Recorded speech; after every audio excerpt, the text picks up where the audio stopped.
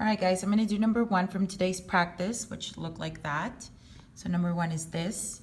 Okay, I'm going to look at my notes that we had today. And number 1 says to look for fractions on both sides. I don't see any fractions, so I'm good there. Number 2, distributed property one side at a time. That side needs it, that side doesn't need it. So I'm going to ignore this side and do it here.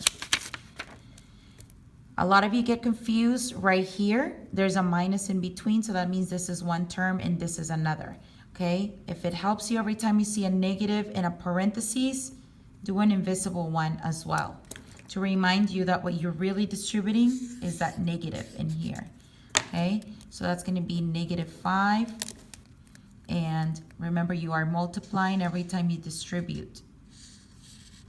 -1 times -r would be positive r in that invisible one as well, every time you see it, a letter by itself. Nothing happened to the 2r, so I bring it down. Come over here, nothing happened to this side either. Okay, I look back at my notes. I already did the distributed property one at a time. Number 3, combine like terms on each side one at a time. So I look at this side and I see like terms. This side, no, so I leave it alone. So I cover that side, and I'm gonna do like terms on this one. Okay, so I see this and this are like terms. So I combine them, 2r plus 1r gives me 3r. I still have the -5, I bring it down. On that side, I have 13 plus 2r.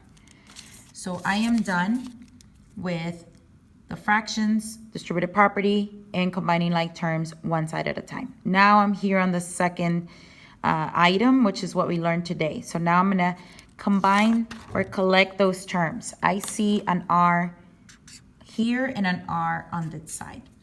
So I have an r on both, and I need to bring it together to the same side. The first step here is to circle the one I wanna bring over. So I wanna bring over this one, and I'm gonna do the opposite. If it was plus 2r, I'm gonna do minus 2r. And what I do to one side, remember this is one side, that's the other. If I did minus 2r here, I have to do minus 2r over here. Okay, these zero out, they're gone. I still have 13. Over here, I have 1r minus 5. And now it's your regular party equation, right? So plus 5 on both sides. This you should already know. This gets zeroed out. 18, 1r equals 18.